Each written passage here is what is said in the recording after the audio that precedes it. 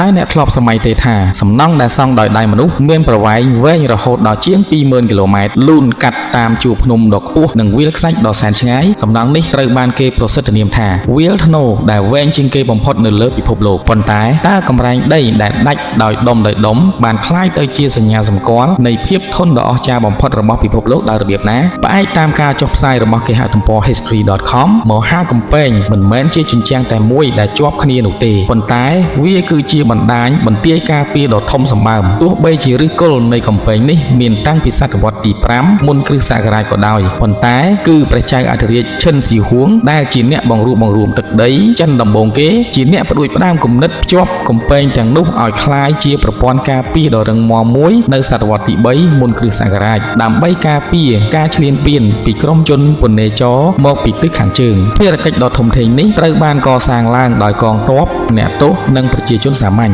ការលះបង់ជីវិតមនុស្សមានចំនួនយ៉ាងច្រើនសន្ធឹកសន្ធាប់ដោយគេប៉ាន់ស្មានថាមានមនុស្សរហូតដល់ 40,000 នាក់បានស្លាប់កំឡុងពេលសាងសង់ក្នុងរជ្ជកាលឈិញរាប់សតវត្សក្រោយមករជ្ជកាលបន្តបន្ទាប់ដូចជាហានស៊ុយនិងសូម្បីតែរជ្ជកាលយានរបស់ម៉ុងហ្គោលក៏បានជួសជុលនិងប្រើប្រាស់កំពែងនេះដើម្បីការពារផ្លូវពាណិជ្ជកម្មផ្លូវសូត្រផងដែរទោះជាយ៉ាងណាក៏ដោយផ្នែកដែលស្អាតនិងរឹងមាំបំផុតដែលយើងឃើញក្នុងរូបសពថ្ងៃភាគច្រើនត្រូវបានសាងសង់ក្នុងរជ្ជកាលមេងចន្លោះសតវត្សទី 14 ដល់ទី 17 វាលាតសន្ធឹងពីកំពង់ផែសាងងានគន់រហូតដល់ខេត្តកងស៊ូដោយមានប៉មយាមនិងកម្ពស់ជញ្ជាំងរហូតដល់ទៅ 9 ម៉ែត្រគំនិតអប់រំនិងចំណេះដឹងសកលក្រៅពីមុខងារយោធាមហាកំពែងចិនគឺជាមេរៀនសកលដ៏ជ្រាលជ្រៅអំពីភាពធន់នៃស្មារតីមនុស្សនិងភាពផ្ទុយគ្នានៃការនៅឯកោទោះបីជាកំពែងនេះមិនអាចទប់ស្កាត់អ្នកឈ្លានពានបានទាំងស្រុងក៏ដោយប៉ុន្តែវាបានសម្រេចជោគជ័យនៅរឿងដ៏អស្ចារ្យមួយគឺការកំណត់អត្តសញ្ញាណវប្បធម៌របស់ជាតិសាសន៍មួយវាបង្រៀនយើងថា